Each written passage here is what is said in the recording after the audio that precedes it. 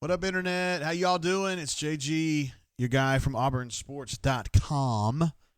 And we are here discussing the Tigers' loss to the A&M Aggies. A&M able to pull out that win inside the arena and end Auburn's, 18-game winning streak that dated back to a home loss to Ole Miss last season.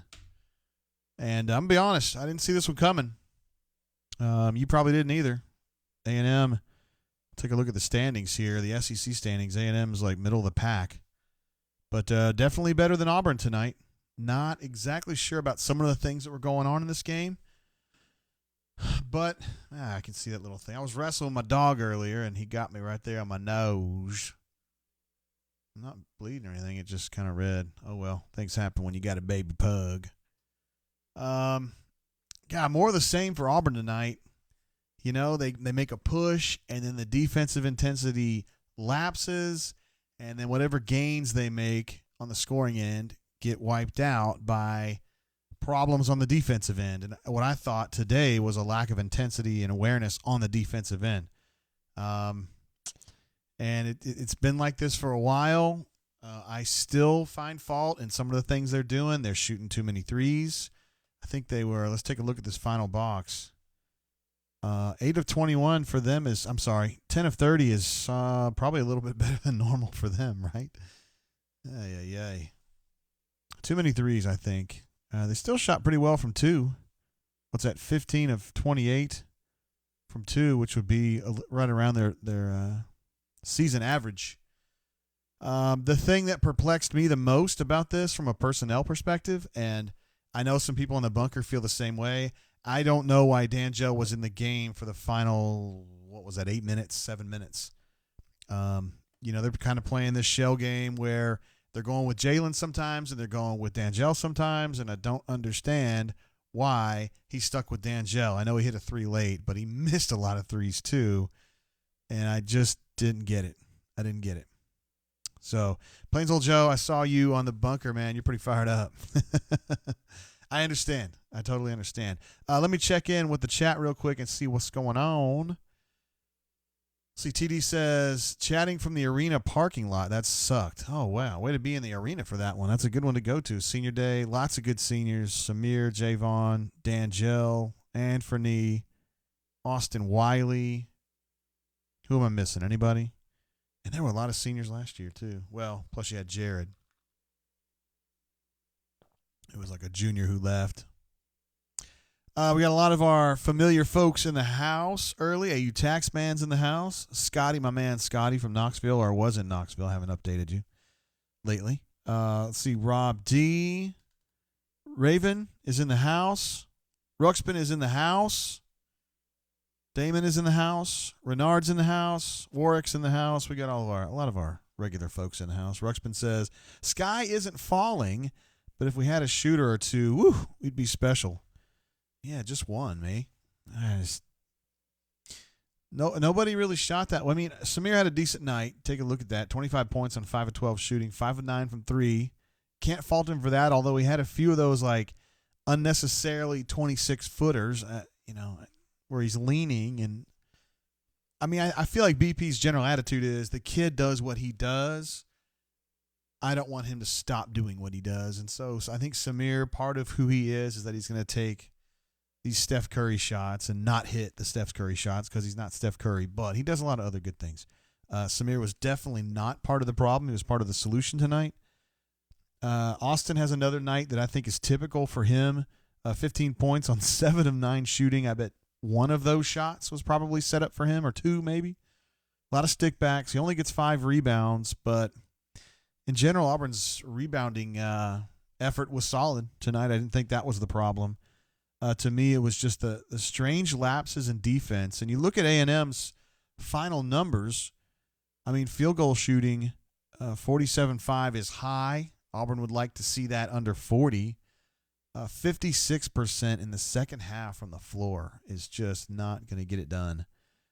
And it seemed like in the really important moments in the final 10 minutes of that game, A&M got their points every single time they needed it. Every time Auburn was able to string together a couple threes back-to-back or a couple twos back-to-back or some free throws on a pair or 3 possessions in a row.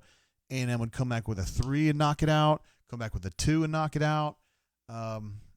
Just rose to the challenge. And I thought Tennessee did that pretty well the other day as in the game against Auburn the other day. Auburn was able to get out of that one, but this one's tough. Scotty says he's still in Knoxville. He'll be at the Tennessee game Saturday. That's all of a sudden, it's a game you need. Now, Auburn doesn't necessarily need it from a tournament perspective. They've already got the top 4 seed clinched, so they're going to have the double bye at the SEC tournament, which is good news. It's going to give them a chance after this game at Tennessee to close out the regular season Saturday. Going to give them some time to just relax, get healthy, get rested up, and be able to come into the SEC tournament on Friday fresh as can be. So that's a good thing. But I still think there's a lot on the line in Knoxville from a team perspective, because I don't think you want to go into the postseason having lost that game against Tennessee. Let's take a look at that schedule. I've got it here somewhere. It's the one that says Sked, Jay. At this point, they've lost 4 of 6, and losing this game at home stings. Absolutely. You think about, you lose that game at Tennessee, and all of a sudden it starts feeling like Auburn's kind of got the wind out of its sails, because there are problems that Auburn has that I don't think they're able to fix in real time. Like, I don't think there's a hot fix for what is failing this team right now. I think it's these defensive lapses, because I don't think they have enough defensive awareness in general. And I also think they're not shooting very well. And for whatever reason, they don't accentuate the types of shots that they're best at. They continue to fire away from 3. And at this point, this deep into the season, you got to think BP's more or less okay with this. I mean, this team is what it is. Let me get back over here to the chat because I've been babbling. AU Taxman says 16 turnovers. I didn't know it was that many. It was getting bad in the second half at one point there. 16 turnovers, 18 assists and 16 turnovers. Yikes. That's just too many. Javon gets 3 turnovers, which you can kind of deal with him doing that. Samir has 4, and Samir wasn't handling the ball nearly as much as Javon. 3 turnovers for Isaac, and he doesn't dribble the ball much at all. Wiley has 2. It's best he never takes a dribble. And then a bunch of 1s. Eesh. Got essentially nothing out of the bench tonight. I mean, Jamal's back to getting his 1 shift a night, and he didn't do anything. Jalen was okay. I think that's a whole separate conversation about why he doesn't play more. He gets 13 minutes tonight. Didn't play much at all in the second half. He might have gotten 1 shift, but they went with D'Angelo a lot. And he finishes +3 in the plus-minus, which is pretty good for this night. Looks like he's 3rd on the team in that regard, led by Javon and Isaac. I don't know why they didn't play Jalen more. I don't know. I just don't have an answer for that. Let's see. Slater says, on the positive note, Harper's back with the G League Suns. Back from wrist injury. They're at the half now. Way to keep up with him. That's good stuff. That's what I'm talking about right there. Raven says, last 2 minutes, we had no game awareness. So hard to watch. Absolutely, man. If you're thinking about game awareness from like managing the clock, managing the opportunities, I thought they were okay. When I think about awareness, I'm thinking transitioning mentally from, okay, we're attacking on this end, we're defending in transition and getting set. They did a poor job of that, and they did it all night long. Defensive intensity and awareness was low all night, and it's just got to be better. And then I think the worst one was it's about a minute and a half left, and A&M backed down Ant, and he went for the flop, and he just didn't have it. The dude wasn't pushing enough, and Anthony was just – it was just too obvious. And so Ant falls on his ass. Dude just turns around. There's nobody to defend him, and he just lays it in. It's too easy. That's too critical of a moment to be giving up a 2 right there. Those are the little things, man. He's been playing so long, Anthony. That's just a risk you don't want to take right there. We got to talk about the technical as well, or actually 2 techs. One on BP for sure, and one on, I guess, on the bench, or maybe one of the assistant coaches.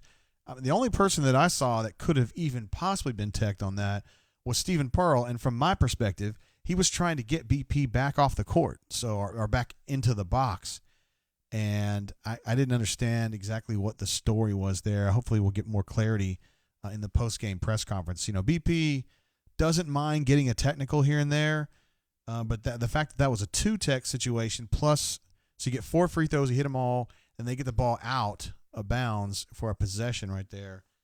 That's a big momentum swing. I mean, it was like it was a lot earlier in the second half, so it wasn't like in clutch time, but those points add up, man. They add up. Let's see. Damon says, just going to say I hate when Purefoy hits a 3 because I know he will waste 3 more possessions missing shots. I know, man. And I feel like talking to them when I do about D'Angelo and what they think of him, they're always just like, we're not going to be great in the postseason without D'Angelo. We got to get D'Angelo going. So the inference that I take from that is they truly believe D'Angelo's got it. They believe D'Angelo's got the shooting chops. They believe D'Angelo can score 20 in a game. They believe in him that way.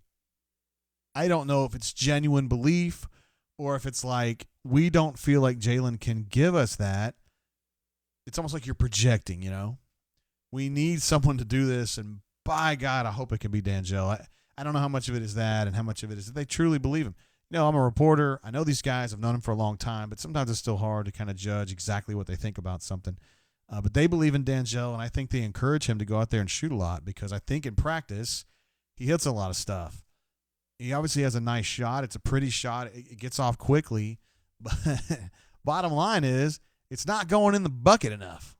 And, yeah, like you were saying, Damon, when he hits one, it's like, well, that's great, but here comes 4 bad ones, and I don't know. Warwick says A&M plays well on the road, and I expected a letdown after the UK loss. Yes, A&M, we've talked about it several times during the season that, at the beginning part of the year, they were lingering in the bottom of the standings, bottom 3. Bottom 3 in the standings, and then they've kind of slowly worked their way up, and you're right. I mean, they've done a lot of their damage on the road. They're not a bad team. They've overachieved this year, but this is absolutely their crowning achievement of the year to this point. Anyway, taking down Auburn at home. We know Auburn a lot because we watch them every game, but Auburn's got warts, and Texas A&M took advantage of them. Ruxpin with our first super chat of the night. Thank you, Ruxpin. Appreciate you, bro. He said, is the KenPom luck factor catching up to us? Yeah.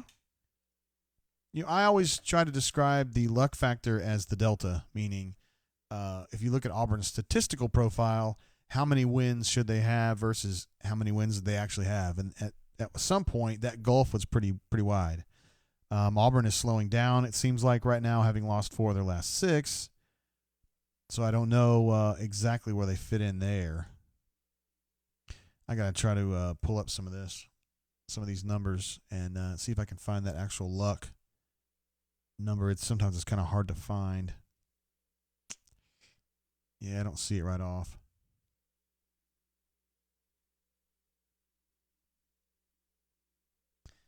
Yeah,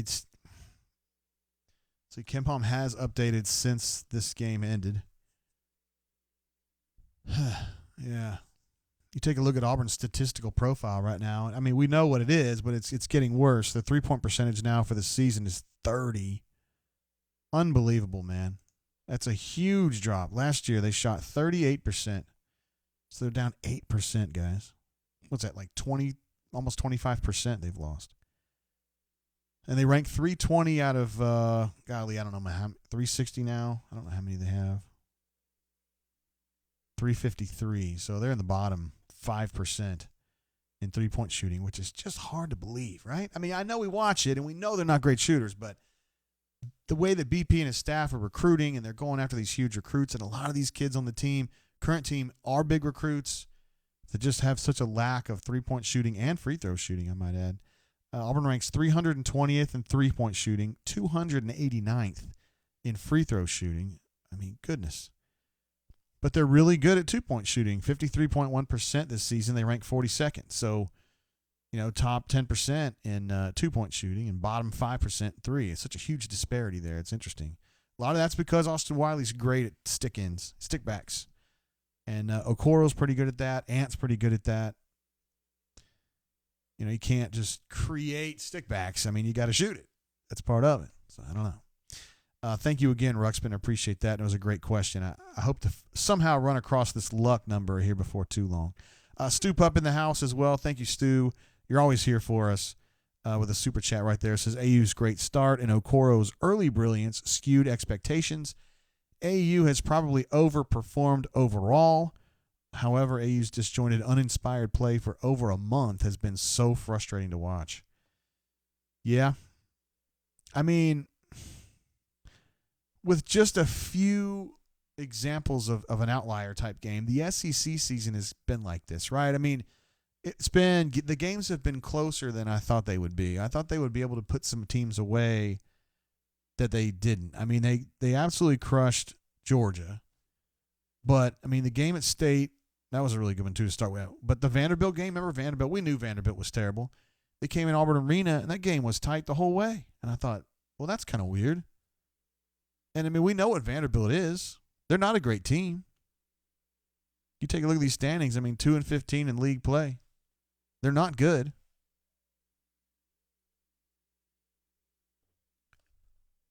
Drinking that old granddad tonight, you guys. Stu Pup says Flanagan is actively hurting AU. I don't know about that, but he's not been playing very well. And again, he took a 3 tonight. I just can't. I feel like somebody's just got to sit down and be like, Wes, don't shoot threes, please. Excuse me. His updated 3-point percentage is 14. Well, he's 15%. He's 5 of 34 from 3 this year. Not good. Not good at all. He is 51% from 2. 51% from 2, 15% from 3. And yet he's out there taking threes. I don't know. Let's see what Raven, I think people are getting fussed with Raven. Pearl needs to break all these guys' shots down to fundamentals and build this back up. If he can't do that, then bring in someone that can. I don't necessarily read that as him saying Pearl's got to go. I think he's just saying that he needs to get a shot doctor to be on the staff or to work with the players. Yeah, I don't. Obviously, we can find fault in the lack of three-point shooting, and I don't think it's because some guys had bad years. I think we just know what this team is. Come on now. I mean, aside from Isaac being out 3 games, there really hasn't been a lot of injuries. I mean, this is the team that he put on the floor. This is the team that he had. Now, we thought this would be kind of a rebuilding year, and they've outperformed a rebuilding year. I mean, they're still 24-6. They're still going to be 5 or 6 seed in the tournament. And hell, remember now, Auburn just getting to the tournament's a good deal. It's still Auburn basketball. And as we know, the folks who watch Auburn every game know, I mean, they lack star power. Ben B in the hizzle. Thank you for your super chat, Ben B. Says shout out to Aunt Sage. Hopefully we can turn it around next week. All right. Aunt Sage. Ravin says exactly, JG. Bring in some assistants that can fix this. Yeah, so I don't know, man. I don't know if he's going to bring in any assistants to fix it. Because I think from an overall perspective, this team has really overachieved. That's how I see it. And I think a lot of you guys see it too. It stings to have them losing these games, right? Because they had such an incredibly good start, and you're expecting them to finish it off strong. And, I think they were overshooting it a little bit early. But, you look at Wes, he's been a head coach. His son's on the team. He's a very important recruiter. And he's totally in lockstep with BP. I mean, Wes and BP are, yeah, that's a good matchup there. So Wes ain't getting fired. Steven's not getting fired. Then you got Ira, who is their number 1 recruiting guy. And personally, I think he's a total stud. I mean, he is a big reason why he is the biggest reason why Sharif Cooper has signed with Auburn. He's a big reason why Omarui is involved with Auburn so ardently. Ira's a really critical part of the process. You don't see him as much and don't hear about him as much, but he's crucial. And then you got Chad Pruitt, who's doing work too, kind of. He's not a shot doctor, though. He's more of a strategy guy, but I don't know. I like the staff. I understand your frustration, though, Raven. I do. I really, really do. Andrew B says, bring in Pete the Pilot to coach 3. Little bachelor humor there, huh? Ruxpin says Kentucky absolutely blew it against Tennessee last night. Hell yes. Did not see that one coming. Kentucky's a different team outside of Rupp Arena, though. Kind of like the Auburn Tigers bar tonight. And, Tennessee snuck up and got him. And LSU I'd like to see what happened in this LSU game. They lost like 99-90. How in the world do you give up 100 points to Arkansas? I'd like to see what happened there. Let's take a look at those standings again. So Kentucky goes down to Tennessee, drops to 14-3. Auburn, LSU, and Florida now in a three-way tie at 11-6. Mississippi State and South Carolina 1 game back. Tennessee, A&M 2 games back. So, yeah. Interesting final run there. I still think Auburn's better than Florida, though. I can't really speak on LSU. I think Auburn and LSU are about even. They're different kinds of teams. But LSU's got problems of their own. Kentucky's, I think at this point, probably better than Auburn in general. Although I was talking to some people the other day, some fellow reporters of mine, that think Auburn will be able to beat Kentucky 7 or 8 times out of 10 outside of Rupp Arena. I'm not sure that I subscribe to that idea, but that's what a lot of people who watch the team as much or more than me believe, and I found that interesting.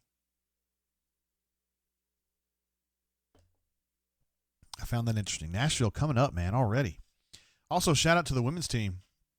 Beat Vanderbilt today in the first round of the women's tournament. And they've been playing better. I mean, yeah. They beat Missouri to finish out the regular season, and then they beat Vanderbilt. Vanderbilt's not very good, but at one point Auburn was, for a lot of the season, Auburn was next to last place ahead of Ole Miss, and Ole Miss is the dregs. They are the worst. This guy asked me, where can you find out who the officials for the basketball game were? Like, literally anywhere.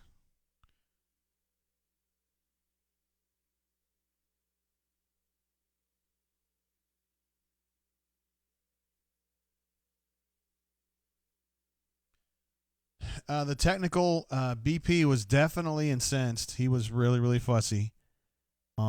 He's been getting more text this year, it seems like, because the SEC, we talked about this on the G-Pits pod. If you guys listen to that, the one I do with Neil McCready, I feel like the SEC officiating has slipped a little bit this year. It feels younger to me, and I feel like they don't manage the coaches as well. I mean, Rick Barnes got teed up at Auburn maybe a week or two ago. I didn't think he deserved that one. BP's gotten maybe 4 or 5 this SEC season, and I think he deserved maybe 2 of those. And it just seems like the descent, the level, the tech threshold is dropping. And, I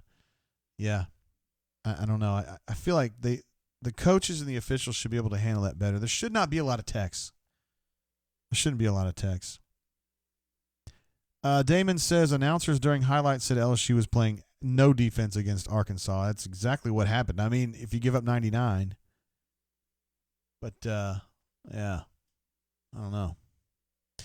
Torre, good question here, says, what should our expectations be for next season? I guess before we get to that, we got to figure out what that roster is going to look like. I mean, we know the guys they've signed already, but there's at least 2 spots left, possibly 3. Who are they going to fill those spots with? And who they end up getting, I think, is going to determine what they can do. I am very reticent about putting the Superman cape on Powell, the kid from LaGrange, Kentucky. Listen, man, he hasn't played in like 2.5 months. He's not going to play for 2.5 months. I mean, he's not going to play again until he's here in May or June. And I don't necessarily think of him as like national sharpshooter. I mean, he's a good player. Don't get me wrong. I think he's really good, but I don't think he's a kid that's going to come in and shoot like Bryce. And I feel like there's people who assume that's what's going to happen, and I just don't see it. So And Sharif to me he's not really like a 3-point specialist by any stretch. To me, he's kind of an attacker, and he's not a particularly big dude. I think he'll be better than Javon in time. Not the first game out, but maybe by the middle of the season, he probably will be. So my expectations for next year probably are about the same as they were this year. And I didn't expect them to have 24 wins at this point. I didn't. I thought they'd be solid. I thought they'd be middle of the pack. And, they're a little bit better than that. Well, they are in the standings. I think right now they're not playing great basketball at all. I think they're playing middle of the pack basketball right now. It's kind of what I see. Christopher Brown asks, JGT, why do we lack offensive creativity for a team that runs an isolation O with 2.5 players that can dribble? That's a complicated question there. It's a good question.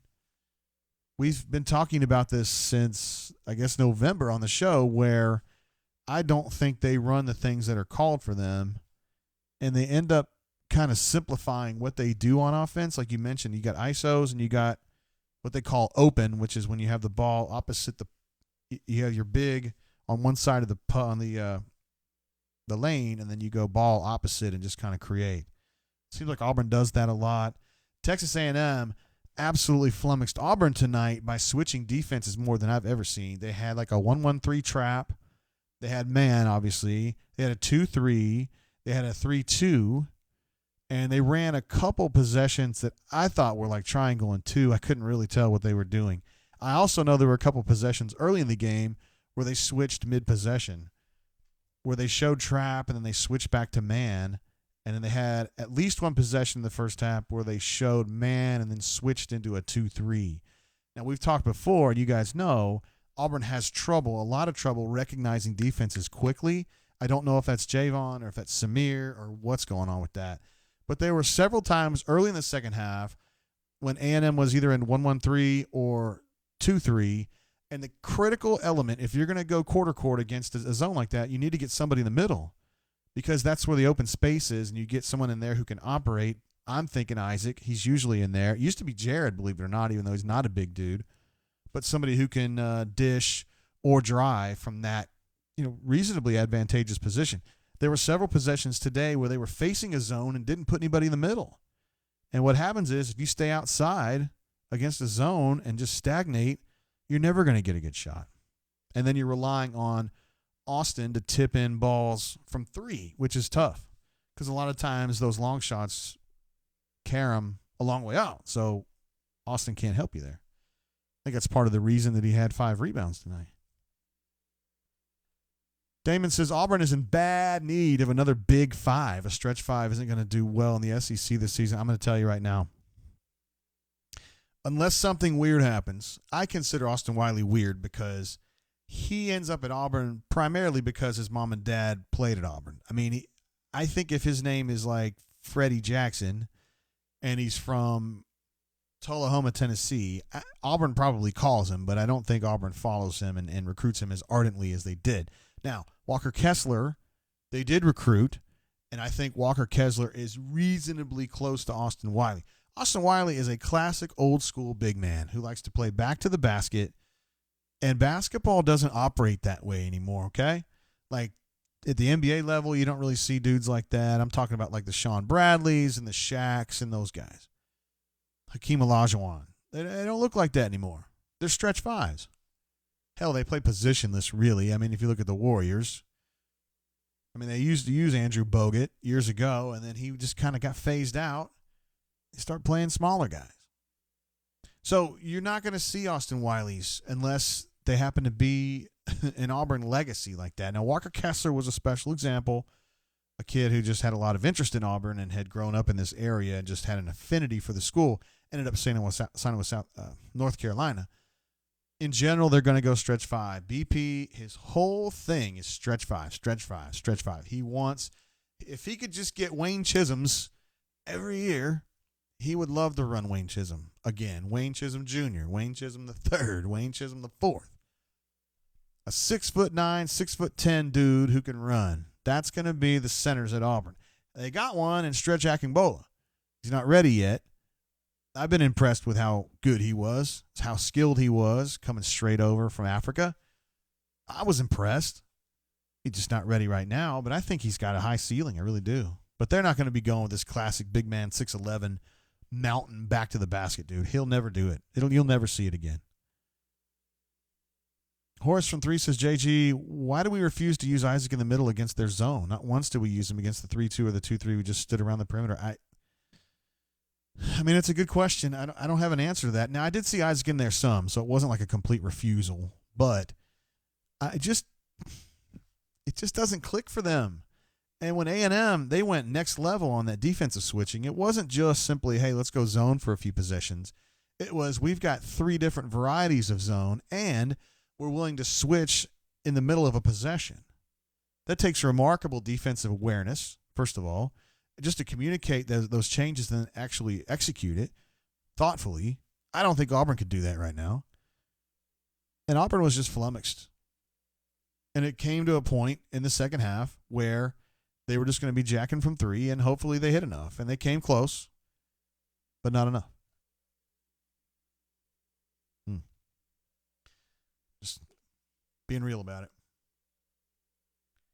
I don't think that the basketball IQ on this team is particularly high at Auburn. We don't talk about that as much. But I think it's a big step down from Jared, who had incredibly high basketball IQ. I wouldn't necessarily say Bryce had that, because to me, Bryce is just he's just a shooter, man.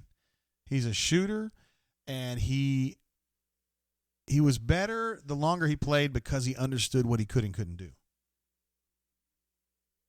My opinion. But when you have Jared running the point, he's an incredibly aware player, and he knows exactly when to interject himself in what's going on and when to distribute. I don't think Javon is as good at that. Not nearly as good. And really, Javon's got one shot, right? He's got one shot that's good. It's a running right-handed teardrop from just inside the free throw line. That's his go-to shot. And he's pretty good about when he misses that of kind of reading where it's going to go and then tipping it back in. He's not a good three-point shooter. He misses too many shots inside, I think. I mean, a guy with that level of ball handling and skill, he should hit everything inside of 5 feet. And he misses at the rim way too much. Think about all the stuff Jared could do. Javon's kind of a one-trick pony. I don't know. I'm not trying to bang on the team, and I'm not trying to bang on Javon. He's been good. You got to remind yourself, he was signed to be Jared's backup. He's supposed to have finished his career at Auburn as Jared's backup. Jared ended up going to the NBA last year. They weren't ready for that. It ends up putting a lot of pressure on Javon.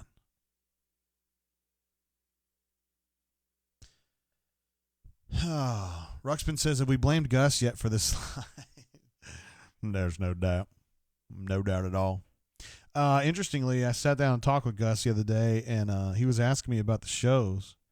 And it just blows his mind that this even happens. He was just like, so you don't go to the games? And I'm like, no, I do the show, man. So how do you know what happened? I'm like, and it's on TV, right? I mean, I can watch the game on TV. But you don't go to the game? Like, no, sir. Wow, that's crazy. That's why I was like, yeah, well, it is crazy. I agree. We got a super chat coming through from Canoe Man. Great to have you here, Canoe Man. Been here with us all year long, and I appreciate you. Since home game streak ends, seems to be begging for a score redacted situation. You know what? I'll do that. I'll do that for you, Canoe Man, because I know it hurts you, and you asked nicely. And, of course, you're always here for us. So we're just going to knock that score off, and we're going to add the redacted disclaimer. Where is it? Score redacted. Here it comes, big boy.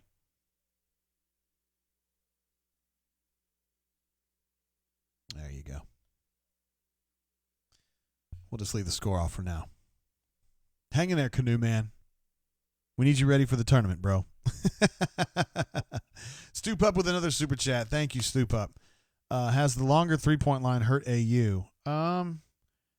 You could make that argument. If I was at the Montgomery Advertiser and I had to write a story every single day, I would write about that. And I would say that the longer three-point line hurt AU, but I don't really believe that. It would just be something to write. Horace from 3 says, completely agree on the IQ. Isaac and Jalen have the highest basketball IQs on the team. I agree with that, which is crazy. They're the two youngest guys on the team. It seems that way. I mean, D'Angelo, no. Javon, no. Samir has some clue. But he's not a disciplined basketball player. Like he's a good basketball player, but he's not a disciplined one. He can definitely score though. I'm glad to see him doing what he does now because I was telling the bunker he was going to be like this last year and he wasn't. It was mostly because he just they didn't need that from him last year. Melee says this is Gus's fault. This is what happens when you line up shotgun on 4th and 1. Now, Chip says Javon has played admirably. No real problem with how he has played. I would say he has met expectations. Completely fair. Completely fair. He is a backup who is playing a shit ton of minutes and giving it hell every single night. Javon plays his ass off. I don't really think there's a bunch of lazy dudes on this team, but Javon plays as hard as anybody. Can't ever fault his attitude and his work rate. Never. Flawless. Other parts of his game, I got lots of problems with. But effort and attitude, never a problem for Javon. Ever. He's a terrific backup who should be playing 15 minutes a game, and he plays 32. I completely agree with you, Chip. We're on the same page there. By the way, I did get a chance to go to the Mobile Voodoo location last weekend. My daughter was interviewing at South Alabama, and I was fired up, man, to see that place. It's huge. It's like 4 times as big as the Auburn store. And they have beer and they have liquor, and it was full both times that I went. I went on Friday night, Saturday afternoon. And it just seemed really vibrant. It seemed like the community had really caught on to how good that place is. And I was fired up, man. I feel like I'm part of the Voodoo family because I've been with them, or they've been with us, for coming up on 4 years now. And, you know, I just know those folks personally. I know how hard they work and how much they do to try to make that stuff work. And I'm so glad to see it paying off for them. Good Auburn folks, too. We had that little dust up where the first couple days that the Mobile store was open, the receipts said Roll Tide on them, which got some people really rustled. They now, all the receipts say go Jags because they're right across the street from South. But listen, they're Auburn folks, and they're always Auburn folks. They go to every football game, and they know folks. They're good Auburn folks.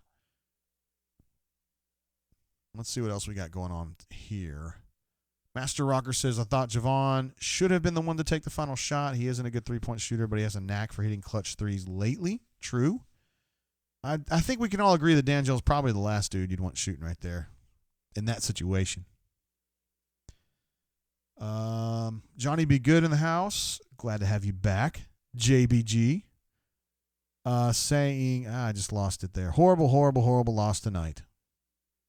Sad face. Got a super chat coming in from Cattywampus. Most fun ever to suck this bad. Please double down about how bright the future is. Your show is great. Thank you, Caddy. Yes, the future is absolutely bright. And if me and Jay Lee were talking yesterday before lunch about the dudes that we think Auburn's going to pull in this late signing window. It's coming up in April. I mean, if they get these dudes. Did you see Jay Lee's got a hoop scoop up that he put up today, and Thor? Isn't it great that Auburn's in a situation where they just kind of feel like they need to go get another power forward, so they just holler at this dude who's a top 60 power forward, and he's like, "Yeah, word, I'm coming. I'll come see you." It took one day. You just actually get on the horn of the top 50 recruit and go, "Hey man, are you thinking about coming over here?" And he's like, "No, but if you're interested, I'm game." And he's coming. He's going to come take a visit. He would have been the best player Auburn's ever signed prior to 3 years ago in history. And they just holler at him on a Tuesday, and he's ready to go Wednesday. I mean, it's crazy. Yeah. They've already got Shreve. They already got Moore. They've already got Powell. You think they're going to have a really good shot at Jalen Green. You think they're going to really try to get Cliff Omarui or Thor, probably of those three. Plus, you want to take a serious look at a possible grad transfer situation to play for you. I don't think you want to go into a season with Jalen as your 100%, 35 minutes a game stretch four at this point. I like him, and I think he's got a big ceiling, but I think you need something else there. I think they need their own Nate Sestina from Kentucky I think they plucked him from Bucknell. Go get some dude like that. They're out there. Some dude who's like a stretch four, shoots like 37 to 45% from three, and you're Gucci. It's all you need right there. Of the cats in the house, otherwise known as Hornatius, says Gus needs to quit rubbing off on the basketball team. God, Hornatius. How dare you bring up Gus right now? We're talking about basketball. My goodness. Drinking that old granddad, man.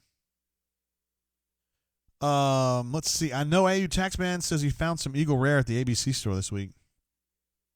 Yes, I was alerted to that. Actually, it's a week ago. It was on Thursday of last week. I was alerted that the East Chase ABC store here in Montgomery had gotten a little care package from our friends at Buffalo Trace, and they had Buffalo Trace Eagle Rare, and I think they had some Blantons too. I was able to procure a bottle of Blantons myself a week or two ago from a trusted source inside the whiskey community. So we were very happy about that. I was down a bottle because my wife went on a girls' trip like 2 months ago. And she was like, hey, would you mind if I took some bourbon? I wasn't home at the time. She was. She was about ready to leave. And I'm like, of course, sweetie. What's mine is yours. I mean, we've been together 28 years. I mean, take what you need. And she's a Kentucky girl who knows her bourbon. So I didn't feel like I had to give her the lecture, don't take the Blantons. I didn't feel like I had to say that. I thought she would take the Ezra, or she would take the Heaven Hill, or she would take the old Bardstown Bottled and Bond. Because all she's going to do is mix it up in her, whatever, Diet Coke or something. Because she's going with the girls, and she'll drink neat with me, but if she's out with the girls, you know how it is. So she took the Blantons. She took the Blantons to mix it with her Diet Coke. And she brought it back with like one shot left in it. 95% gone, our last bottle of Blantons. But anyway, we're good now. We got another bottle ready to go. And also, shout out to Will Collier, because the bottle that my wife destroyed with her girlfriends, that was from Will got me that. Yeah, that Will got me that. Will Collier. He's a beast. I love Will Collier. Didn't always love Will Collier, but I do now. I mean, I have for a while now, but I'm talking like 15 years ago. Let's see. Master Rocker says, how many scholarships do we have left? At this point, they can comfortably add 6. Now, they've already got 3 signed, so comfortably they can add 3 more. But I have my doubts about, just me personally, if Turbo's going to be back, because I don't understand how he fits into what they're doing. If he can't be a point guard, I don't understand what value he's going to bring. Now, I could be wrong. I felt the same way about Tony Delk when he was at Kentucky and he stayed in and he was a good player. He was a weird player, but he was a good player. He played in the NBA. But Tony Delk, even as he was kind of a small dude, but he was still like 6'3", 6'2". Now, hell, he might have been 6'2" or 6'1". But anyway, still a great shooter. I don't know if Turbo is. So they might be able to make a little bit more space. Let's see. HBZ says, will Sharif actually run the plays that Bruce calls in the half-court sets? Great question. I mean, I got to believe he will, but next year's team's going to be a completely different situation, okay? Sharif's going to be new. If Jalen comes, he'll be playing 2. If he's not, I don't know what they're going to do. There's going to be a lot of different dudes playing, okay? Lots and lots and lots. I mean, is Isaac going to leave? Is Isaac going to stay? I mean, at this point, I think he's going to leave. But Jeffrey Lee made some very good points on the rundown the other day, and he watches the games too casually. And he's like, hey, you guys talk a lot about Isaac being a lottery pick. I do that. But I don't see it, man. I watch these games, and I'm not here to say that he's not explosive or he's not good at this, that, or the other thing. But he doesn't affect games that much. And that's a fair criticism. You know, tonight, he didn't do a whole lot. Let's take a look at that box score. I mean, I don't even remember him doing much of anything. What did he score? Maybe 6 points. Isaac finishes with 15. I have no clue. I have no recollection of that at all. Remember him going to the free throw line. I know he scored his first bucket there early in the second half. So he must have balled out in the second half. What an idiot I am. This was Javon I was thinking about. Not getting any points. But still, Isaac, I mean, you think about the things that piss you off about this game or you're really fired up about, it's not Isaac. If you're talking about what you're fired up about, it's Samir balled out. If you're talking about what you're pissed off about, it's that Purifoy played too damn much. It's Isaac neither way. Maybe he's still coming back from that hamstring. I don't know. Maybe he'll be back. I don't know. Love the Cats with another super chat. Says, Hornswoggle was the better horn. Better than who? Better than Hornomania? Are you going to sell your bro out? You wouldn't do that. Ravin says Isaac could go or he could stay and really hone his craft for the next level. The choice is his. Absolutely. He would absolutely love to play with Sharif if he can. If there's $5 to $10 million guaranteed on the table, he's got to go. He's got to go. He's got to go. But if that's not the kind of draft grade he gets, if he gets maybe even late first round or certainly second round, I think he stays. But so we got a long way to go there. Tenno says, hey, JG, 3 seconds, 2 seconds. Spencer, off the mark. Bonus basketball. Doug says Cooper is soft. Yeah, I think Sharif is a really good basketball player, but I got some questions about him. He is not some big old dude. He's not some big hoss who's going to go into the lane and just start crashing into dudes and finishing in traffic. I mean, that's just not who he's going to be. I still think he's a good player. He's a really good high school player, but I think the people in the bunker sometimes just kind of throw the Superman cape on him and Powell. And I don't think it's fair to either one of them, particularly Powell. I mean, Sharif's been lights out this season, but Powell's not even playing. Got hurt. Chip says, got to go if the money's there. Agree completely, sir. You got to do that. Christopher B says, how do we go about removing Jamal Johnson from the rotation entirely? I want more Cambridge. Dude, Jamal gets one shift a game now. I mean, they can't. He played 3 minutes tonight. I mean, it's almost kind of sad because you know he's busting his ass in practice, and he's just like, damn, I can't hit threes. And I never thought of him as a three-point shooter anyway. I mean, that's not really his game. It's kind of like that's what they need, and so that's what he was doing, but he's not really that guy. At this point, honestly, I'm not really sure what Jamal is. Like, he's such a liability defensively that I'm just not sure he has anything he can offer on the scoring end that offsets that problem, you know? He's just a niche player. Yeah. Which is also, I mean, he was a big recruit out of high school. I mean, fairly big. I mean, Tubby signed him out of Spain Park over at Memphis. Thank you. You want to come to Memphis? We're coming to Memphis. Okay. Yeah, weird box score, man. I don't know why Alan Flanagan's shooting threes. I don't know why Jalen didn't play more. Anthony was awful. Cambridge offered nothing today, although I like Cambridge. I think he's worth the minutes usually.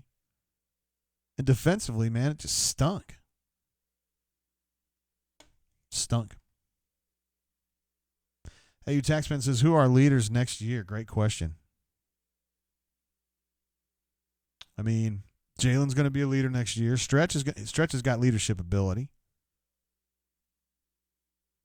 You think Sharif's going to be a leader of some kind, but it's going to be young. Auburn's to the point now where they are recruiting at such a high level that you got to worry about one and dones, and so you're going to start running into some of the problems that Kentucky has, where you have to reset the chemistry every year because you don't have enough dudes that stick around. Now, Nick Richards is there at UK this year, along with Quickly, along with Hagens, and that gives them a nice nucleus of dudes that have played basketball together. Next year at Auburn, you're not going to have a lot of that. And Auburn is now recruiting at a level where there's going to be one and dones, and it's going to hurt you. And you're going to have to reset that chemistry the way that North Carolina is doing it right now. They lost a lot of dudes. Now they're terrible. And they're not always going to be terrible. But this year, it just didn't kind of work out. They just don't have enough. Let's see. So I'm trying to answer that the best I can. I don't, AU Taxman, I don't see anybody that just jumps out at me and says, this guy is going to be a franchise leader. Okay, we got a little bit of update from Nate King, who's got this on the Twitter from Bruce Pearl regarding the 2 technical fouls. I was in my box. I didn't cuss. I was protesting the contact. Remember, this happened right in front of him when Auburn was attacking. He thought Samir was fouled on a drive. No call. Ball goes out the other way. BP is dissenting, and the technical comes. So that's what happened. He said, I was protesting the contact. I didn't think our bench needed to get hit with a tech twice. Fair. Fair. So that's the story there. Yeah, it's just bizarre, right?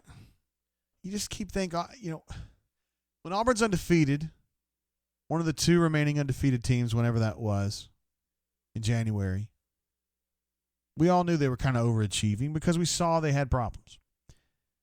And then they get into this little funk. And I think the good teams, when they get into a funk like that, they kind of take inventory and they say, here's what we're screwing up. Here's our bugaboo. And we're going to either eliminate that or we're going to find ways to mitigate that negative problem, that problem. And we're going to accentuate a couple areas where we think we can, expand it a little bit. And I'm not seeing that happen because the problems that they have, they just keep running their head into it. They keep shooting threes. The answer for Auburn is to not shoot threes. If you want to go out and shoot a few and you get hot and you want to heat check it, keep going. But we know you're a 30% three-point shooter. We know this over the course of 4 months. You're not going to go out and shoot 45% all of a sudden. This team doesn't have it. There's no one person that's ever going to get that hot. Samir's the best they got, and he's hot or cold too. He's reasonably hot tonight. I don't know. Just keep running their heads into holes. Keep banging their head against the stop sign. I don't know. Let me check in with B-Matt, man.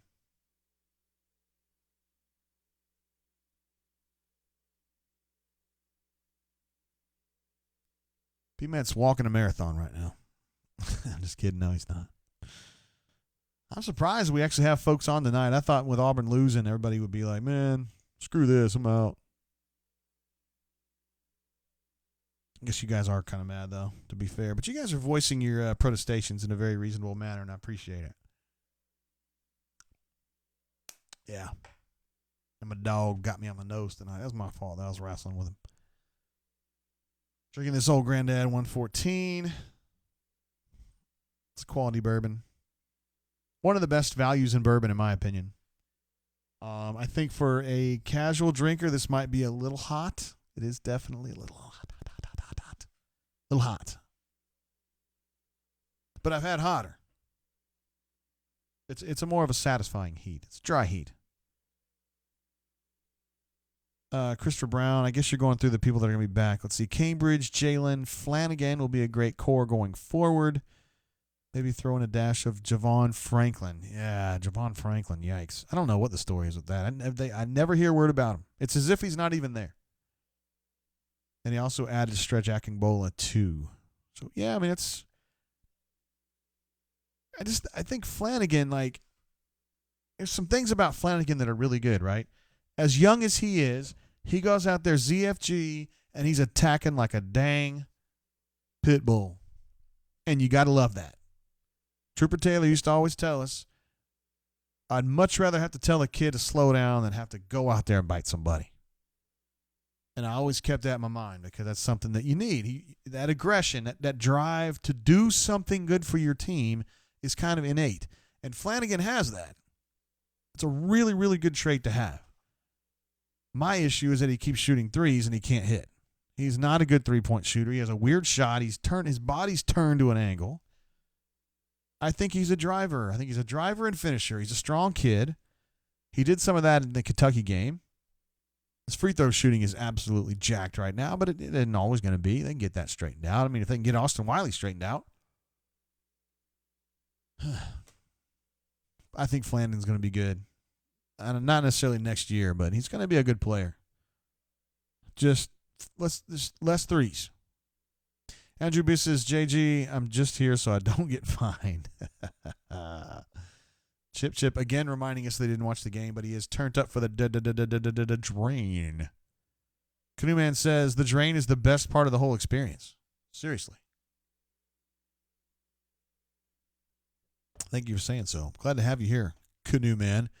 And like I told you earlier, Gus, he just can't even understand it. He messaged me earlier about it. He just can't understand that I would be at home for a game. He just gave me a wow. I don't know. Yeah. Keep that stuff private, though. I was talking to him the other day and didn't really talk to him much about football. I was just talking to him about some other stuff. And, yeah, I try to keep my opinions pretty quiet about Gus because the bunker hates him for the most part. And I actually kind of like Gus. I like Gus. I understand the frustrations, why the bunker gets mad at him. He does stuff in football games that are questionable, fair to say. Some of his recruiting lapses are cyclical, it's fair to say. I understand the frustrations. To me, it doesn't bother me that way because I don't, like, if he can't ever sign another offensive tackle, it doesn't affect me really. I mean, it would affect me as a business owner because if they're winning, you guys, there's more people that want to know about the team, and then we get more subscribers, I guess, and everybody's happy. You don't have to worry about the morose bunker after losses, but that's still kind of tertiary. I mean, I don't know. It just doesn't, that kind of stuff doesn't frustrate me. But as a dude, like as a person, as a human being, I don't know. I like Gus because one thing Gus, what I think is really cool about him is he never lies to me. He either tells me the truth about something or he doesn't answer me. He doesn't lie to me. And I appreciate that because there's a lot of coaches, and not at Auburn, but I've covered other coaches too, or nobody at Auburn currently. There are people who lie a lot, and I hate that. Freaking hate that. If I know a kid gets kicked off the team, and then I ask the coach, and he goes, no, he's on the team, and I know that's bullshit, and then it's later proven to be bullshit, drives me crazy, man. But if I know a kid got kicked off, and I ask the coach, hey, did he get kicked off, and I don't get an answer, well, that's my problem. I don't get mad about that. Warren Cobb says, Stuff runs the 32 belly dive every first down. That's not Stuff. Yeah, I don't even think they have a belly dive in their playbook. But I understand the frustrations. Dude, I was there. I saw the LSU debacle when they ran it. And BMAT always knows the exact number. It was like 16 consecutive runs up the middle. I mean, I was there. I still cannot believe that happened. And I know that's what you're talking about. But it's different. For me, dealing with Gus on a personal level, I like Gus. And you guys know how I feel about Christy. I think she's awesome. Love Christy. So I don't mind hanging out with Gus some. He can be actually really, really funny. And he's more aware than I used to think he was. Like 5 years ago, I'd have thought that dude's actually a robot, but he's not. He was just kind of treating us different because, sorry. He's just treating us different because he's leery of reporters. He's leery of some reporters, and then he kind of lumped all reporters into the same group. But I think now he's kind of seeing that there's different groups. There's just different groups. He's getting it. Master Rocker says, I bet Chiz lied a lot. Yeah, I had a different problem with Chiz, really. I don't really remember Chiz lying a lot. Chiz was not really a coach who wanted to deal with reporters directly. So, like when Chiz was here, I dealt with assistants. Canoe Man says, wait, Christy? Not sure you've ever mentioned her. How do you feel about Christy Malzahn? I mention her all the time. I'm fanatical about Christy Malzahn. She's like the all-time greatest coach's wife. And honestly, I mean, I can say this, and my wife's met her too, and she feels the same way. Like, Christy's one of the 10 coolest chicks I've ever met in my life. Like, ever. Like, Christy Malzahn is the bee's knees as far as I'm concerned. She's super bright. She's very quick-witted. She likes giving you shit. Like, she remembers things, and she likes to kind of jab at you in a nice way, not in a mean way, just kind of sparring with you. And she's thinking along with you. She's awesome. Warren C. says, belly dive is the only play I have in my book. Oh, man. The belly dive. I love it.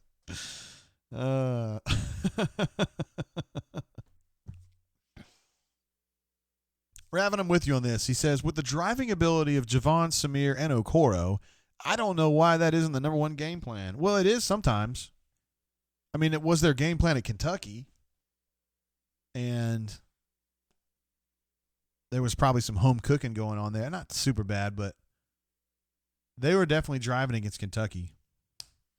They were not sitting back shooting threes there. And Kentucky definitely was doing the same to Auburn. But I'm with you. I think Auburn needs to be more of a downhill team. I would already say they're kind of a downhill team. I think so many of those possessions that end up with a contested three, to me, it's a wasted possession. And in fact, I might just go so far as to say they need to be shooting like 15 threes a day max. Take it to the hole. Take it to the hole. I think the problem is they think, well, we can't hit free throws. Their numbers aren't very good that way. But as long as you don't have, let's say you de-accentuate. I'll tell you what this way. When you put Flanny in the game, just say don't shoot. Please. Ow. We don't need you shooting. And then with Javon, just let Javon do whatever. But the other guys, let them drive and see what happens. I mean, Samir can shoot. He can hit free throws. Okoro can hit free throws. Wiley's shown great ability to hit free throws this year. Dangel's pretty good at the line. Jalen's pretty good at the line. Like, yeah, I'm with you. Chip says, did anyone vote Tubb for the Senate seat? Don't care, just curious. I'm not getting into politics, bro. I'm not getting into politics. I mean, yes, I would like to feel like I had a friend in the U.S. Senate, but I don't want to talk about anybody's voting. You know, I'm going to talk about my voting anyway.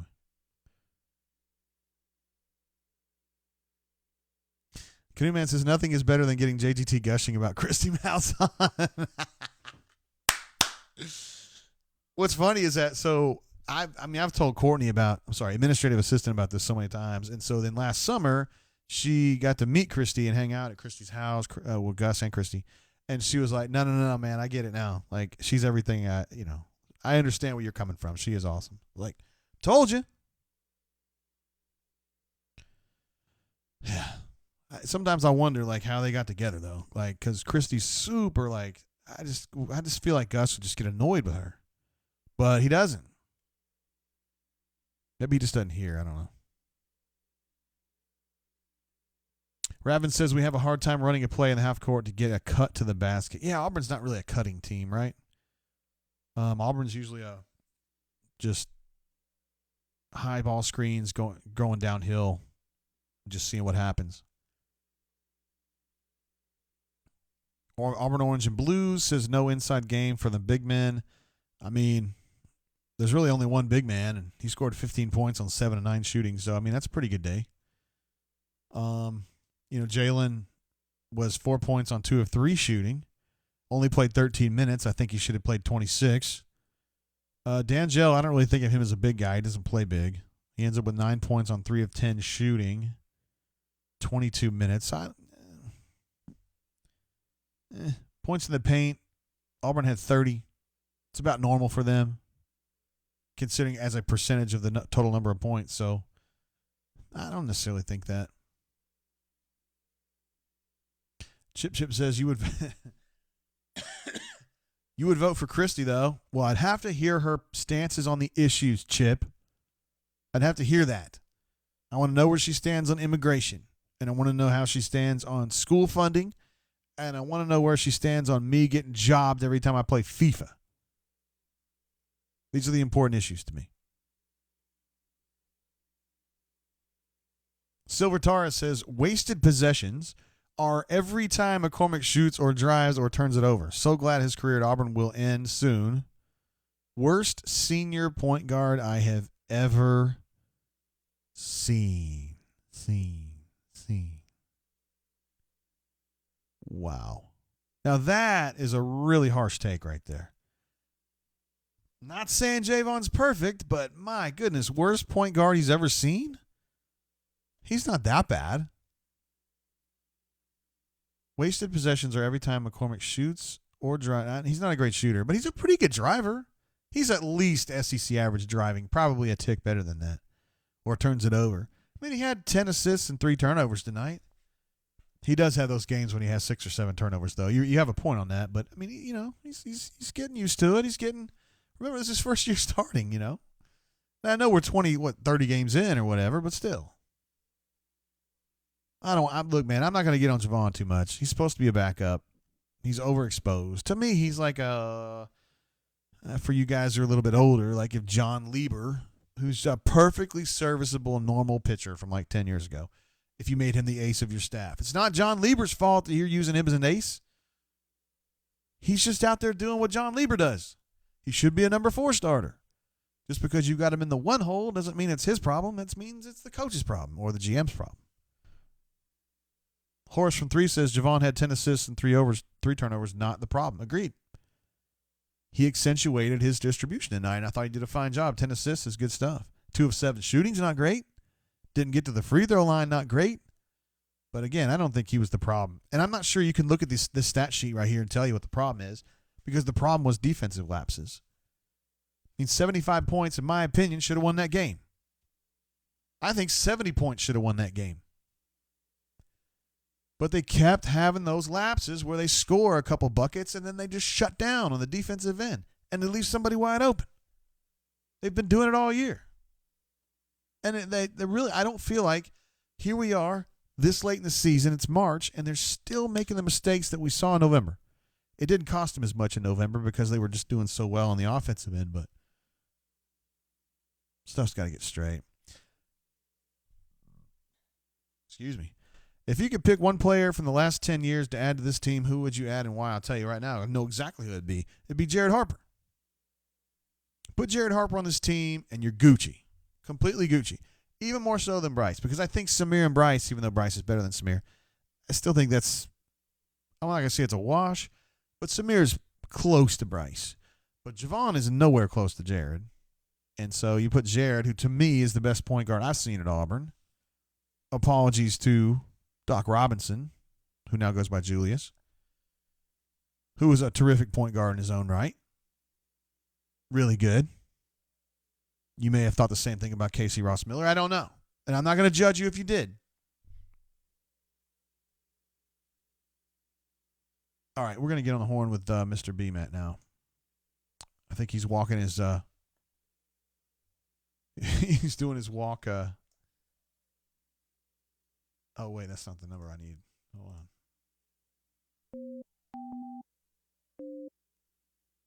There he is. Let's get him on the horn. Get him on the horn! B-Man! Let's get him on the horn. Hello? Is this Brian Matthews?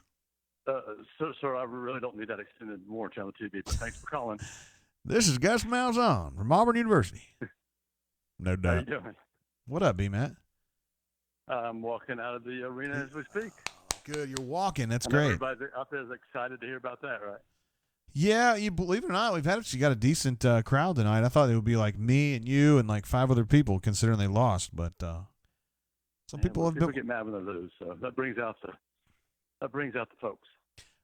Your general takeaways from this one, man. I know it was a stinker, honestly. It was. I thought offensively, they really struggled against the zone in the first half. They had that great start, up Sure 12-1. I just realized I left my umbrella upstairs. I had to walk back up. Awesome. And then the second half, they sort of fell apart defensively. Texas A&M did a great job of breaking them down on the dribble, getting to the rim. They got some offensive boards in there. I thought they're big. Had a lot of success in the second half. Had a few dunks. Backed up Anthony McLemore a couple times. He struggled off the bench. Auburn's bench overall struggled. That was another sore spot, I thought, for the Tigers.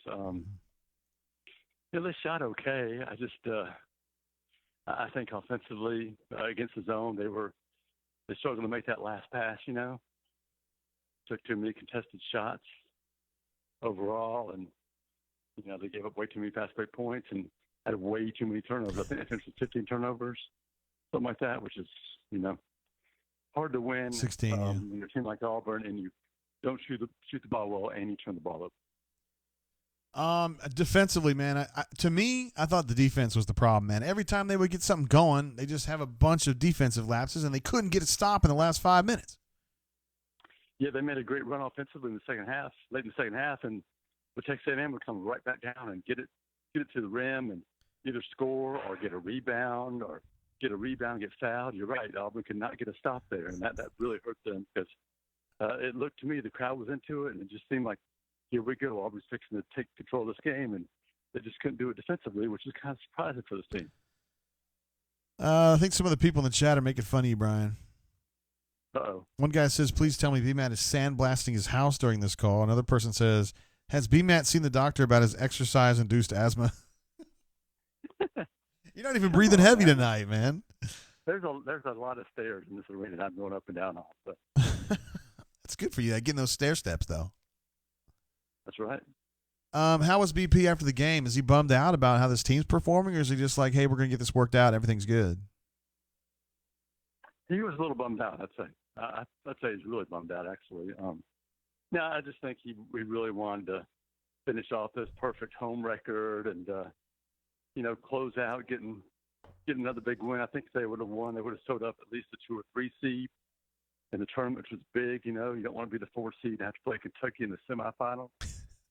So that hurt them a little bit. But he also talked a little bit about Tennessee and talked about what they've done since they lost to Auburn, including a win over Florida and win over Kentucky. True. They've been playing better basketball, Tennessee. And A&M has, too. They've been good on the road, B-Matt. So, I mean, they have been. And Tennessee, remember, led at Auburn by 17 points. Yeah. I don't know what the ceiling, the March ceiling of this team is, B-Matt. I mean, at this point, they're going to go to Nashville as probably a 3 or 4 seed, and, they'll get that bye like we've talked about, but, they're probably getting the tournament as a 5 or a 6, and I don't know how far they can go, man. I just wonder, you've got to be able to have some really good scoring from your guards, and it just feels like Javon and Samir are just kind of all or nothing, Yeah, but I don't know either, because you never know if this team could ever get hot, The one thing they need to do, and they have to do more consistently, is play good defense. I think Bruce talked about a core a little bit and said, offensively in some situations he was back, but he didn't think he had the same presence defensively as he normally does. So I don't think he's all the way back yet. Getting him back to where he was playing before the injury, pre-injury, will be big defensively, I think, for Auburn. And then, at some point, they shot the ball okay today. It wasn't terrible. Right. I think they made 33% or of the 3-pointers, something like that? 10 of 30. Yeah, they'll take that. That's good enough. It's not great, but they can win like that. I figure sooner or later they're going to, get on a hot streak here, maybe offensively a little bit more than they do, and not have these moments in games or stretches where they just go, dead in the water for 6-7 minute stretches. Do you have any idea why Jalen wasn't playing that much during the last 8 minutes and they were going with D'Angelo exclusively? Did he say anything about that? No, that never came up. In fact, I didn't even notice until you pointed it out. And D'Angelo got those, it was 3 early fouls, right? Yeah. And D'Angelo didn't start the second half. They started Jalen. They did.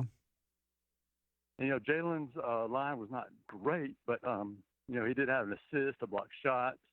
He had 1 turnover. He had a really nice dunk. I believe it was him. Yeah, absolutely. So I thought he was really active and getting involved. And I liked what he did. And then, D'Angelo hit some threes. I didn't like the way that last play worked out. I thought they could have done a much better job. Yeah. Getting the ball in a better position to not shoot, however that line was, 30-foot or whatever that last shot was. But, no, that did not come up. That happens. Let's see. We had some super chats coming through. Hornatius just wanted you to know that Christie's sweater puppies are legit. I don't even know what that means. Hornatius also thinks that you may be beating off again. I don't even know what that means. Is that an idiom or something? I'm not sure. And these people seem to they want you to be more gassed than you are, I think. You don't sound. Well, I did go up and down the stairs twice because I left my umbrella, and then now I'm walking in the rain. So. Oh, is it actually? I'm good. Is it pouring rain? No, it's more of just a steady downpour. So not too bad. Yeah, and I know they have us parking a long way away these days too, don't they? Yeah, we're up in that parking deck by the baseball field. Yeah, so yeah. Not terrible, but not like it used to be. Hey, so we got basketball press conference tomorrow, and then we've got pro day on Friday, right? So it's gonna be a fun finish to the week. Game Saturday. Yeah, and I don't know for sure what Derek and Marlon and those guys at the combine will do. We'll have to wait and see.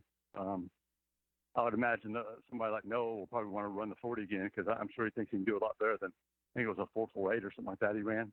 Yeah. So I'm sure we'll see that, and I bet Derek will probably want to run the.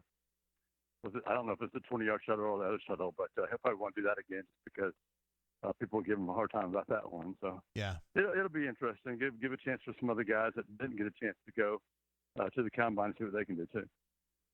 I have one last super chat though. Warren says we were here listening, waiting for BMAT's heavy wheezing, and we are starting to get it now. Come on now, I'm doing good. I know. He's a very fit young man. He really is. He walks every single day, you guys. He's very adamant about this. About 6-7 miles a day, every day. Look at that. B-Matt, you're doing a hell of a job. I'll probably see you tomorrow then, brother. All right, man. Take it easy, bud. See y'all. Mr. B-Matt right there. One of the all-time greats. A Taxman says, B-Matt's ready to jump in that bed like that dude in the Inn gif. My all-time favorite, man. The dude that's like sliding to that. Is it a Yugo? It's like a green Yugo, and it says Inn. B-Matt.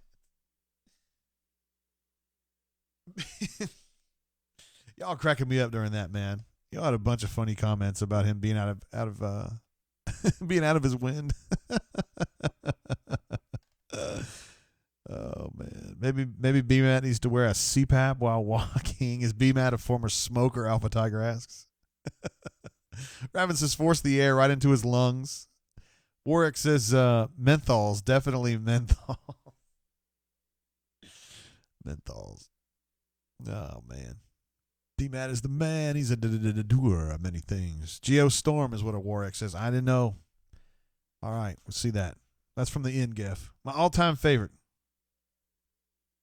That is my absolute all-time favorite. Let's check in with young Nate. See what he's up to. He's usually a little behind Mr. B-Matt for whatever reason. A lot of times when you're younger, you write slower.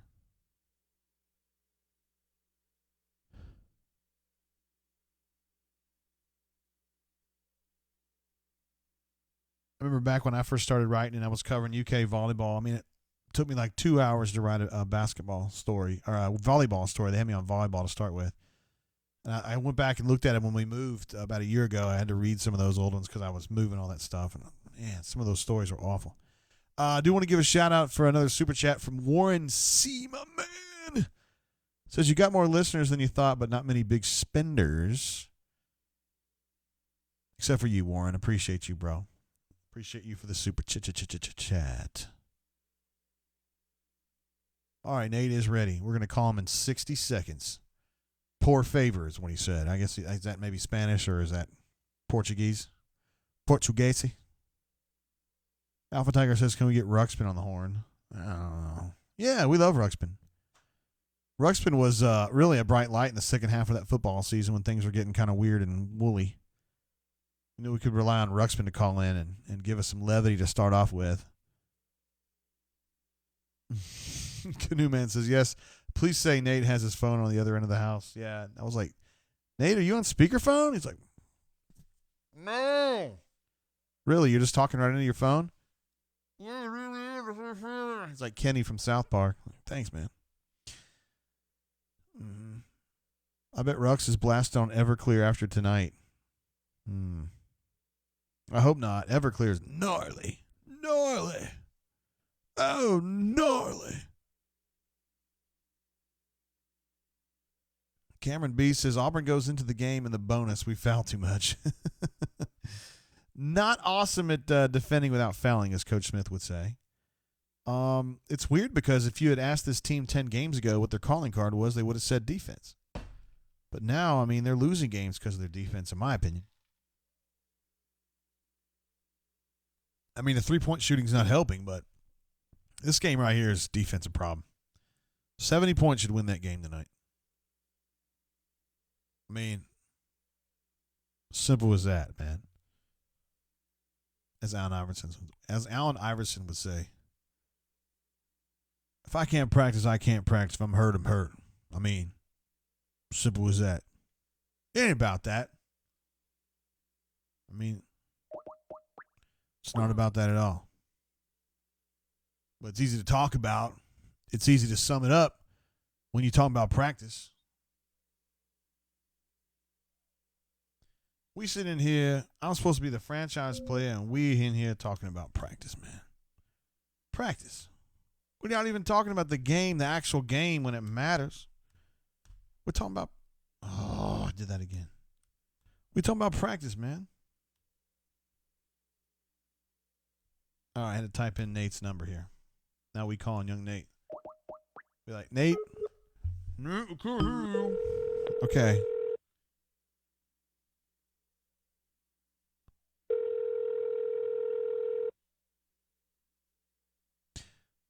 Oh, Sparrow, my bad. I got you, Sparrow. I'm gonna pick you up, bro. My bad. I've not forgotten you, Sparrow.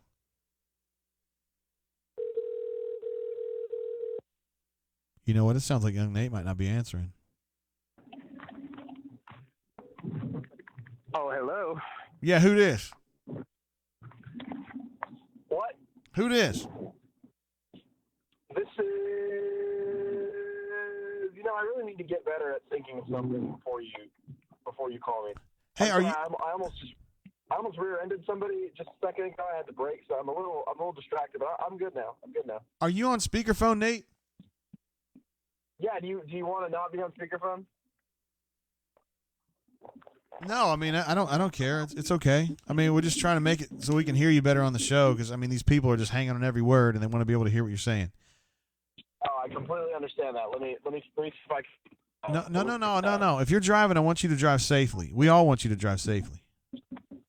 Well, you're very kind. Are you good? Yeah, I'm good. Okay, great. We're just going to go with it like this, guys. Nate, your thoughts on this game that the Auburn Tigers lost at home, first one since last season? Yeah, I mean, it really sucks that the winning streak couldn't reach 20 games. I feel like that was would have been kind of like a nice plateau for them to look back and feel like they hit 20 games. And also a good point that somebody brought in the post game. I couldn't remember who said it, but they would have started next season with a bunch of just non-con games. And so they probably would have added a few more onto this thing before it got broken. So yeah, kind of a really unfortunate time for it to get broken. But I mean, that's just what Texas A&M does. Apparently Texas A&M is the Auburn Arena killer. They're 5-0 now in Auburn's new arena. They've won 6 straight on the Plains. And they just always seem to bring it. I felt like this game ended almost the same exact way. It felt a lot like the senior night loss 2 years ago. And even in that game, if you remember, Mustafa Heron pulled on a three-pointer from about half court to try to tie the game at the buzzer, and that one nearly went in. And that's exactly what D'Angelo Purefoy did in this game. But I think the big issue for Auburn was defensively, and they turned the ball over too much. Bruce noted that, look, Texas A&M normally scores about 65 points a game, and they scored 78, and in this game they scored 13 points off turnovers. So if you do the math right there, that's how they got to that total. So it really starts with defense. I know Auburn's offense sucked at times, but that's nothing new. The defense not being able to stop people at times in the game, that's new. That's something that doesn't necessarily happen every game. So still a lot for this team to figure out, and unfortunately there's only one regular season game left. So. I'm glad to hear you say that, Nate, because I've been bitching about the defense all night long. And I think that's exactly what did it. And I think 70 points, the 70 points that Auburn scored should have been enough to win the game. That's my opinion. Yes, it probably should have been enough.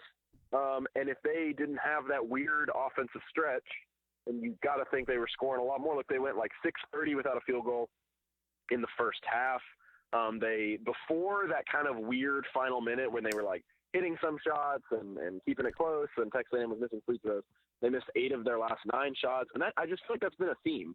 I feel like at the end of the Kentucky game, they missed a lot of shots down there, and so I mean they just don't really have the ability, like we've talked about it before, to throw these big punches. I mean, you'll have a big alley-oop to Jalen Williams in the first half, and that's great. And then Isaac drives to the basket, and gets called, an and one, and he puts it in, and they're real fired up. But then you can't even convert on that three-point play. They can't convert on the momentum that came from Jalen Williams' alley-oop. You can't convert when Samir makes some kind of step-back three. I just feel like they don't have a lot of firepower right now where one guy will make a great play, and they just can't really capitalize off of it. Yeah, a little bit slow. Hey, I was asking B-Matt earlier. I thought Jalen was playing pretty well. He starts the second half, and then when the game gets into clutch time, they go with D'Angelo exclusively, who was mostly bricking. He had a 3 hit late, but was there any explanation given, or did you hear anything about why Jalen wouldn't have been playing some of those clutch minutes when D'Angelo has not been very good? So a good point that I was thinking about and talking to some folks about is that D'Angelo shoots 93% from the foul line in SEC play, and that's phenomenal. Pretty good. And I'm sure toward the end of we asked Buzz Williams, Texas A&M's coach, why they didn't foul D'Angelo on that last play. Because obviously, if you foul up there, I mean, it's a foul up 3. That's kind of a common thing you do, and he didn't really go into it.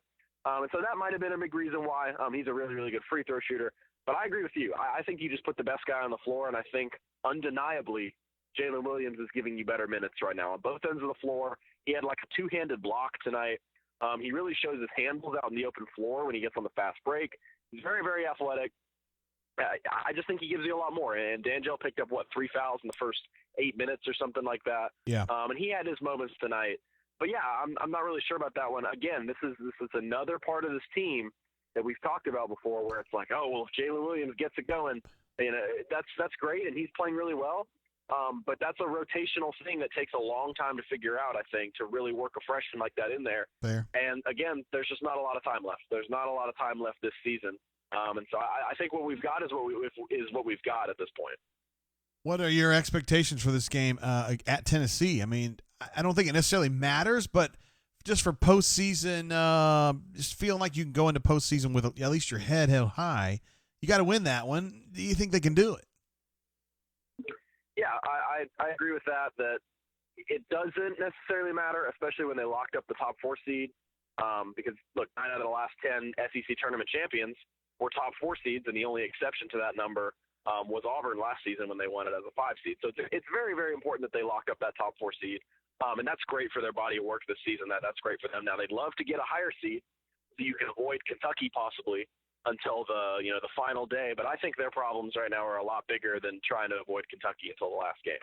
I think a lot of teams in Nashville are very capable of beating Auburn. And so right now, more of it hinges on this team just needs to start playing well. They just need to start feeling like they're playing better.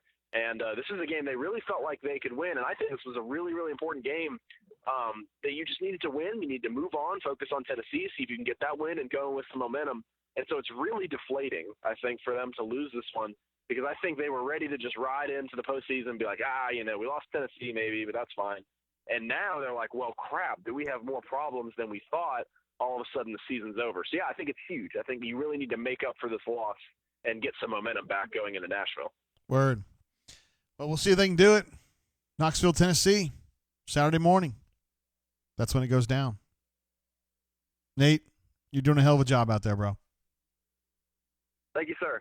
I appreciate it. Stay strong. You as well. Stay very strong, like I know you are. See you, bro. See you later. It's young Nate. Young Nate. Always thinking along with me, right? He was on that defensive tip, and that's exactly what I like to hear. Smart kid. Raven says, I think we've got what it takes to beat UK on a neutral floor. It's just what team will show up. Yeah, that's the thing, man. Which team's going to show up? Is it going to be the Auburn team that fights and plays defense ardently for long stretches, or is it going to be the one that gets a couple points and they're like, we're Gucci now? It happens sometimes.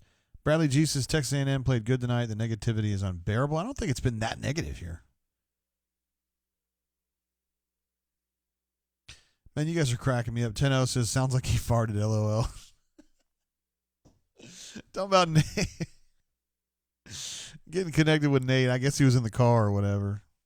Canoe Man says, Nate said that he almost got rear-ended or was doing a rear ending. Said that the rear ending happened by Beard Eves. Maybe it seems like you might have seen that. I don't know.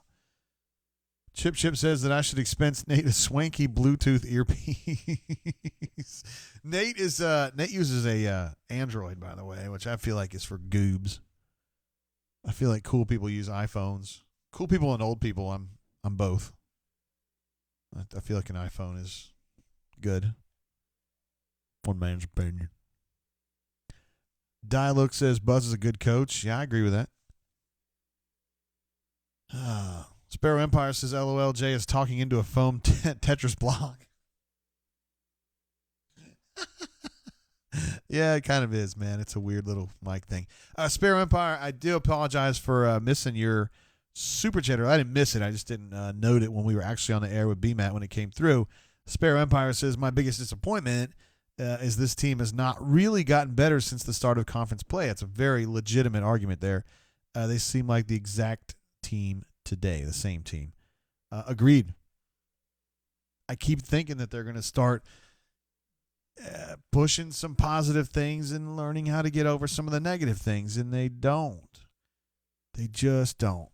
And I feel like the bunker too often says, well, it's a coaching problem. These guys need to tighten up. And it's like, I think it goes a little deeper than that. I think it's, I don't know how much, we talked about earlier. I wonder if it's the basketball IQ thing.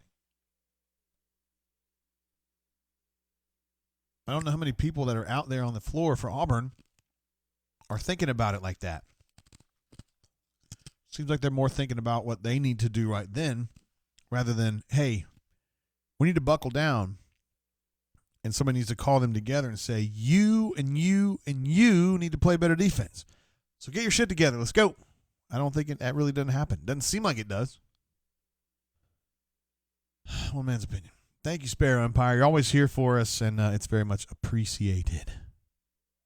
Canoe Man says, Android, is he a poor? Why don't you ask him? Canoe Man says, Android is something one would expect from TOOS. My goodness gracious. You know, P. Marsh uses an Android. But I think Jason's on an iPhone. I think I get blue text from Jace. Yeah. Kind of blew Gus's mind the other day when I was talking to him about Philip Marshall from over there at 24/7. And I mean, you guys know, I've talked about it a million times, but Philip's a good friend of mine and he's a tremendous writer and reporter. And I've learned a lot from Philip, and I've also just enjoyed a lot of good time with Philip because he's just a good dude and I like hanging out with him. And I don't know if Gus can't wrap his head around that like I'd be friends with Philip or I'd be friends with Jace, you know, like he's like, well, aren't they the competition? I'm like, yeah, of course they are. And I hate it when they beat my ass, but I don't hate them for it. Like, I like those guys. Love those guys. Shoot, Jason Caldwell's like a brother to me. And Philip, he's not really a brother to me. He's more like an uncle to me, but I love those guys. And it just kind of really weirded.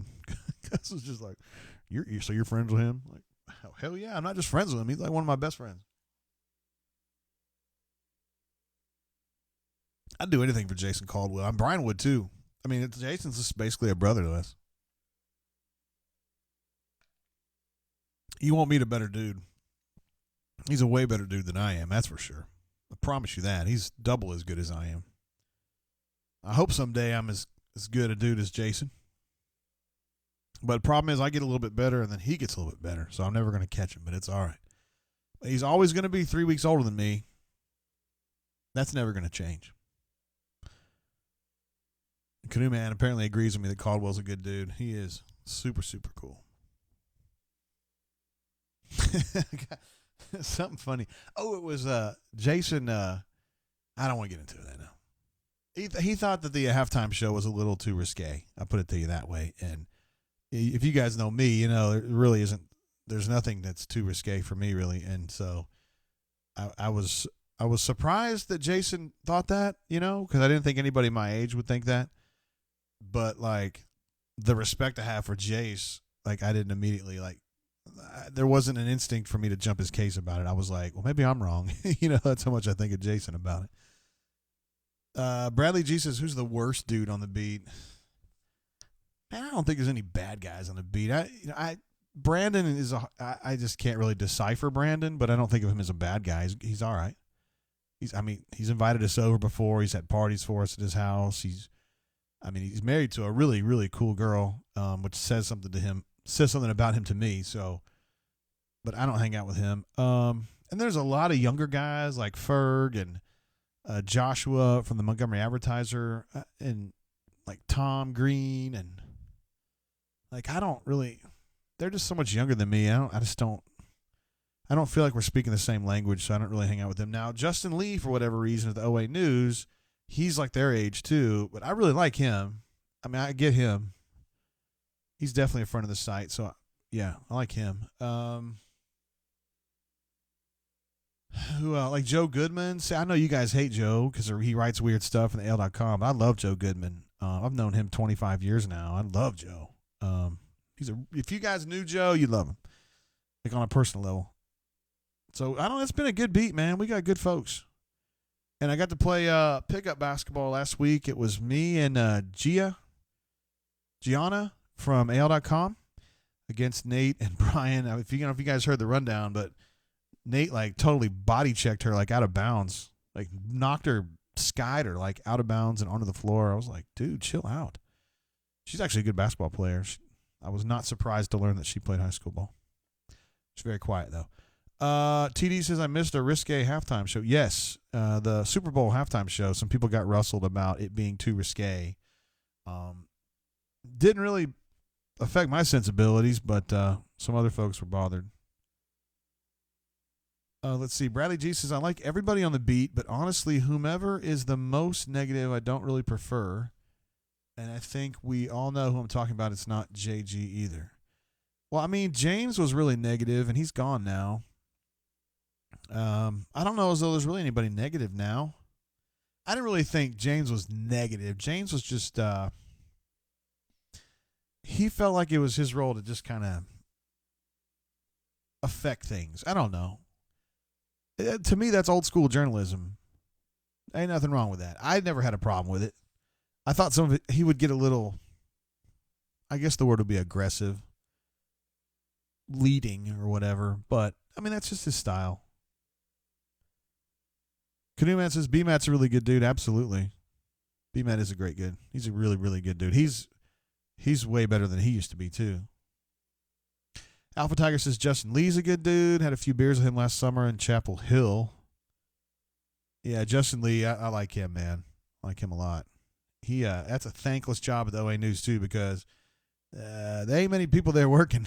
And so he has to do a lot of stuff. I saw him tweeting the other day, stuff from the Beauregard anniversary. I imagine he was out there shooting for that or writing stories about that because they're kind of shorthanded, the news, and that's a tough gig, man. But there's been a lot of really good reporters who worked at the news and went on to do bigger and better things. Lori Dan was there a long time ago, who ended up coming working for us at the Advertiser, and now she teaches journalism out at a junior college in Texas. Andrew Gribble is now, I think, the chief writer at Browns.com, the Cleveland Browns NFL page.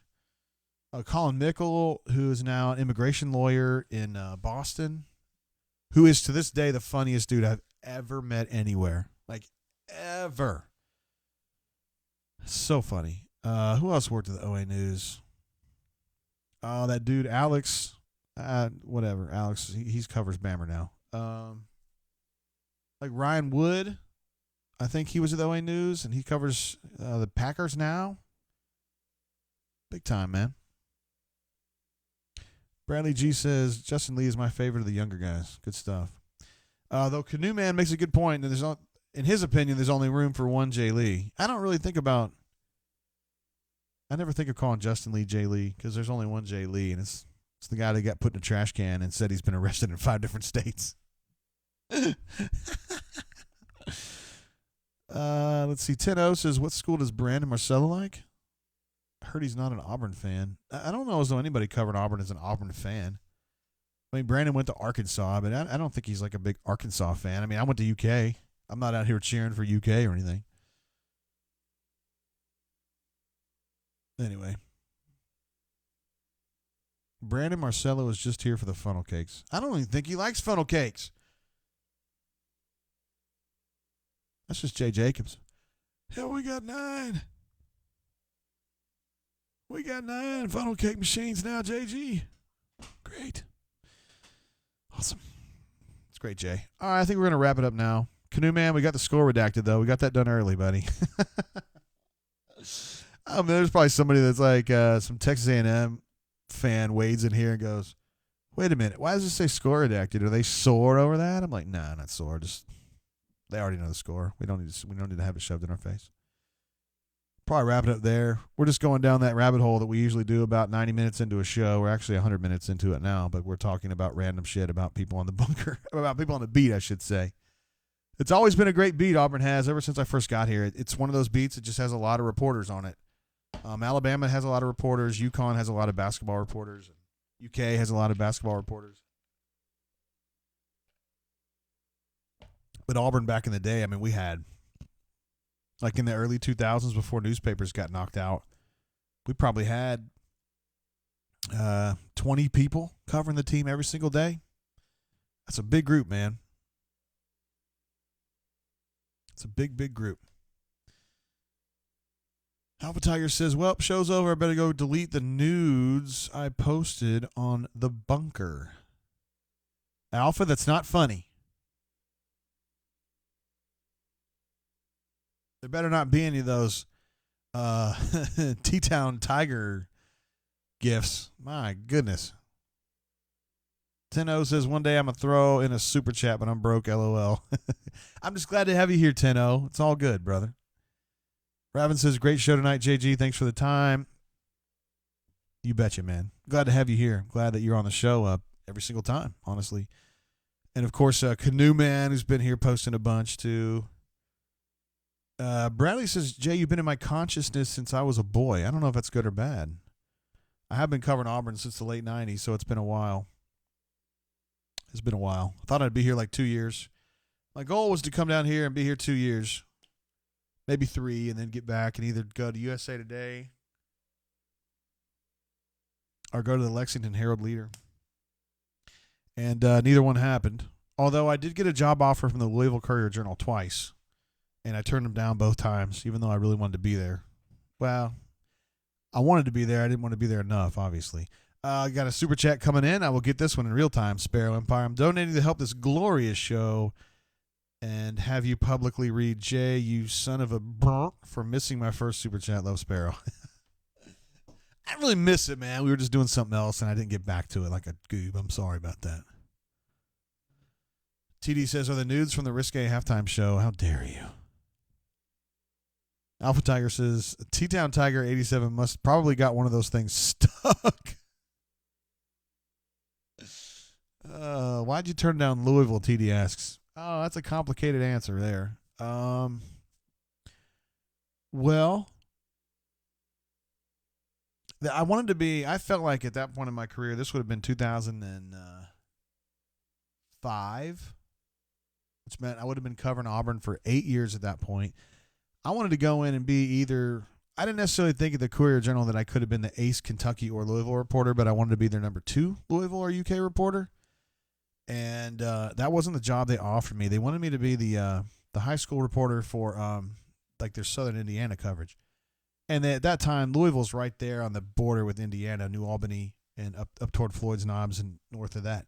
So, I mean, it was a solid job, and it paid even more than the advertiser was paying me to cover Auburn. So, I mean, it was better, I guess.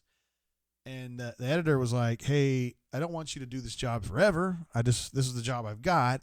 So why don't you come here and cover this preps for 3 months, 6 months, 9 months, a year, and then we'll move you over to either UK or U of L whenever that happens.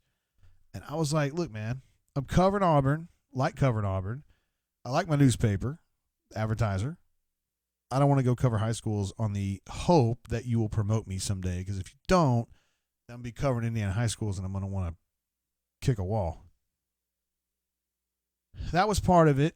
Another part of it is that my mother-in-law was still alive, and she was